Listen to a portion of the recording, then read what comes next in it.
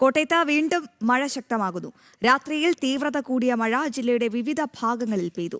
മീനച്ചിലാറ്റിൽ ജലനിരപ്പ് ഉയരുന്നുണ്ട്. 139 ദുരിതാശ്വാസ ക്യാമ്പുകളിലായി 12,063 ആളുകളാണുള്ളത്. മിഥുൻ മുരളിയുണ്ട്. മിഥുൻ, ഇപ്പോഴും അവിടെ ശക്തമായ മഴ പെയ്യുകയാണ്. പിന്നിൽ വീടുകളാണെന്ന് തോന്നുന്നു. വീടുകളുണ്ട്. വലിയ വെള്ളക്കെട്ടാണ്. മിഥുനെ, ആശങ്കാജനകമാണ്, നെഞ്ചിരിപ്പ് കൂട്ടുന്നതാണ് കോട്ടയം ജില്ലയിൽ നിന്നും വരുന്ന മഴ വിവരങ്ങൾ. എങ്ങനെയാണ് ഇപ്പോൾ മഴയുമായി ബന്ധപ്പെട്ട മുന്നറിയിപ്പുള്ളത്? ഈ മീനച്ചിലാറ്റിലെ ജലനിരപ്പൊക്കെ വലിയ രീതിയിൽ ഉയർന്നിട്ടുണ്ടോ?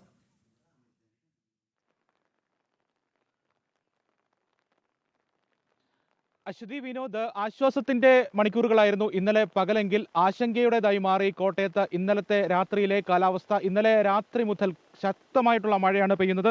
പുലർച്ചെയും മഴയുണ്ട്. ഇന്ന് വെളുപ്പിനെ 5 മണിക്ക് വന്ന മഴ മുന്നറിയിപ്പ് പ്രകാരം കോട്ടയത്ത് റെഡ് അലർട്ടാണ്. അതിതീവ്രമായിട്ടുള്ള മഴ അടുത്ത 3 മണിക്കൂറിൽ ഉണ്ടാകുമെന്നാണ് കാലാവസ്ഥാ വകുപ്പിന്റെ മുന്നറിയിപ്പുള്ളത്.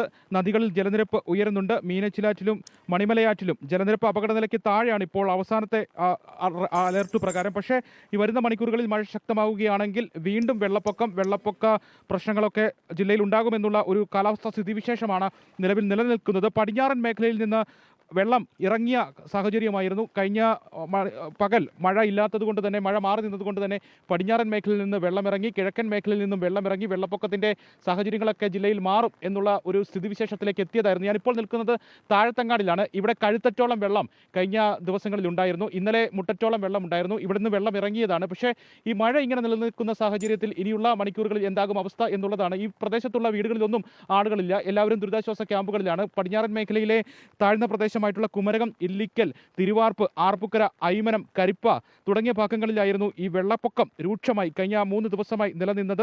ഈ പ്രദേശങ്ങളിലെ വീടുകളിലെല്ലാം ദുരിതാശ്വാസ ക്യാമ്പുകളിലേക്ക് ആളുകൾ മാറിയിരിക്കുന്നു. ബന്ധു വീടുകളിലേക്ക് മാറിയിരിക്കുന്നു. കഴിഞ്ഞ ദിവസം മഴ മാറി നിന്നപ്പോൾ തിരികെ വീടുകളിലേക്ക് എത്താം എന്നുള്ള പ്രതീക്ഷയായിരുന്നു. പലയിടത്തും വീടുകളിലേക്ക് തിരികെ എത്തി ആളുകൾ വൃത്തിയാക്കുന്ന ഘട്ടത്തിലേക്കൊക്കെ എത്തിയിരുന്നു. അടുത്ത മണിക്കൂറിൽ വീട്ടിലെത്താം എന്നുള്ളത്, തിരിച്ചെത്താം എന്നുള്ളത് പ്രതീക്ഷയായിരുന്നു. പക്ഷേ അതിനൊക്കെ ഒരു വിഘാതം സൃഷ്ടിച്ചുകൊണ്ടാണ് ഇപ്പോൾ വീണ്ടും മഴ ഉണ്ടായിരിക്കുന്നത്. ഇങ്ങനെ മഴ തുടരുകയാണെങ്കിൽ ജലനിരപ്പ് നദികളിൽ വീണ്ടും ഉയരാനും സമീപ പ്രദേശത്തെ വീടുകളൊക്കെ വീണ്ടും വെള്ളത്തിലാകാനും ഒക്കെയുള്ള ഒരു സാധ്യതയുണ്ട്. പലയിടത്തു നിന്നും വെള്ളം ഇറങ്ങിയതാണ്. താഴ്ന്ന പ്രദേശങ്ങൾ, കുമരകം, ഇല്ലിക്കൽ, വാഹന ഗതാഗതം, കുമരകം ചേർത്തല ഭാഗത്തു നിന്ന് കോട്ടയത്തേക്ക് എത്തുന്ന പ്രധാനപ്പെട്ട ബസ് സർവീസുള്ള പാതയായിരുന്നു. അവിടെ വാഹന ഗതാഗതം തടസ്സപ്പെട്ടതാണ്. പക്ഷേ ഇപ്പോഴാണ് ഗതാഗതമൊക്കെ ഒന്ന് ശരിയായ രീതിയിലേക്ക് വന്നത്. പക്ഷേ വീണ്ടും അതിന് തടസ്സം സൃഷ്ടിച്ചുകൊണ്ട് മഴ ഉണ്ടാകുന്നു. കുമരകം ഭാഗത്തേക്ക്, ചേർത്തല ഭാഗത്തേക്ക് പോകുന്ന ബസ്സാണിത്. ഈ റൂട്ടിൽ ബസ് ഗതാഗതവും വാഹന ഗതാഗതവും മറ്റു വാഹനങ്ങളുടെ സഞ്ചാരവും എല്ലാം പൂർണ്ണമായും തടസ്സപ്പെട്ടതായിരുന്നു. ഈ കഴിഞ്ഞ മണിക്കൂറുകളിലാണ് ബസ്സും മറ്റു വാഹനങ്ങളും ഈ ഭാഗത്തുകൂടി സഞ്ചരിച്ചു തുടങ്ങിയത്. ഇനി അത് വീണ്ടും തടസ്സപ്പെടുമോ എന്നുള്ളൊരു സ്ഥിതിവിശേഷമാണുള്ളത്. അതോടൊപ്പം തന്നെ തിരുവാർപ്പ്, കുമരകം ഭാഗത്തും ഗതാഗതം തടസ്സപ്പെട്ടതാണ്. അവിടെ നിന്നും വെള്ളം ഇറങ്ങിയതാണ്. പക്ഷേ അവിടെയും സ്ഥിതി വീണ്ടും മോശമാവുകയാണ്. വീടുകളിലേക്കടക്കം വെള്ളം കയറുന്നൊരു സാഹചര്യം ഉണ്ടാകുന്നു. ആർപ്പുക്കര, ഐമനം പ്രദേശങ്ങളിൽ നിന്നും ഇന്നലെ വെള്ളം ഇറങ്ങിയതാണ്. നട്ടാശ്ശേരി ഭാഗത്ത് നിന്ന് വെള്ളം ഇറങ്ങിയതാണ്. അപ്പോൾ ഇനിയുള്ള ഒരു ആശങ്ക വരുന്ന മണിക്കൂറുകളിൽ മഴ കനക്കുമോ എന്നുള്ളതാണ്. വീണ്ടും വെള്ളപ്പൊക്കം ഉണ്ടാകുമോ എന്നുള്ളതാണ്. ഈ പ്രദേശങ്ങളിലൊക്കെ വെള്ളം കയറുമോ എന്നുള്ള ഒരു സ്ഥിതിവിശേഷമാണുള്ളത്. കിഴക്കൻ മേഖലയിലും ഇത്തവണ ഉരുൾപൊട്ടലടക്കമുള്ള പ്രശ്നങ്ങൾ ഉണ്ടായ കിഴക്കൻ മേഖലയിലും വലിയ പ്രശ്നങ്ങളാണ് ഇത്തവണ ഉണ്ടായത്. അവിടെയും ഇപ്പോൾ മഴ കനക്കുന്നുണ്ട്. കിഴക്കൻ മേഖലയിലും മലയോര മേഖലകളിലുമെല്ലാം മഴ ശക്തമായി തന്നെ ഈ കഴിഞ്ഞ രാത്രി ഉണ്ടായിരുന്നു. അതൊക്കെ ഒരു ആശങ്കയ്ക്ക് ഇടവരുത്തുന്ന ഒരു സാഹചര്യമായി കാലാവസ്ഥാ സ്ഥിതിവിശേഷമായി കോട്ടയത്ത് നിലനിൽക്കുകയാണ്. 12,000-ന് മുകളിൽ ആളുകൾ ഇപ്പോൾ ദുരിതാശ്വാസ ക്യാമ്പുകളിലുണ്ട് എന്നുള്ളതാണ്. 139 ദുരിതാശ്വാസ ക്യാമ്പുകളാണ് ജില്ലയിൽ ആകെ പ്രവർത്തിക്കുന്നത്. 12,000-ന് മുകളിൽ ആളുകൾ ഉണ്ട്. പരമാവധി ആളുകൾ ഈ മഴ മുന്നറിയിപ്പ് അല്ലെങ്കിൽ ഈ വെള്ളപ്പൊക്ക ഭീഷണി നിലനിൽക്കുന്ന പ്രദേശത്തെ ആളുകളെല്ലാം പരമാവധി വീടുകളിൽ ഇപ്പോൾ ആളുകൾ ഇല്ല എന്ന് തന്നെ പറയാം.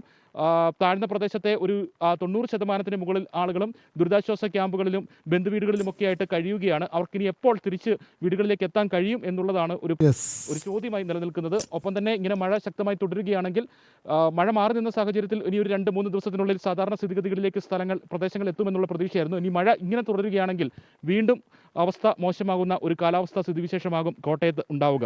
അതെ, കോട്ടയത്ത് മഴ ശക്തമായി തുടരുകയാണ്. താഴത്തങ്ങാടിയിൽ ഇപ്പോൾ ജലനിരപ്പ് കഴിഞ്ഞ ദിവസത്തേക്കാൾ താഴ്ന്നിട്ടുണ്ട്. എങ്കിലും വീടുകളിലൊക്കെ വെള്ളം കയറുന്ന സാഹചര്യം നിലനിൽക്കുകയാണ്. ജില്ലയിൽ ശക്തമായി മഴ പെയ്യുമെന്ന് തന്നെയാണ് മുന്നറിയിപ്പ് ഉള്ളത്. മഴ പെയ്യുന്നുമുണ്ട്. മീനച്ചിലാറിന്റെ ജലനിരപ്പൊക്കെ ഉയരുന്നു എന്ന് പറയുമ്പോൾ നമുക്ക് നെഞ്ചിരിപ്പാണ്. കാരണം ഇത് നിൽക്കുന്ന പ്രദേശങ്ങളെല്ലാം വെള്ളത്തിനടിയിലാണെന്നുള്ളതാണ് ഏറ്റവും ആശങ്കാജനകമായ ഒരു കാര്യം.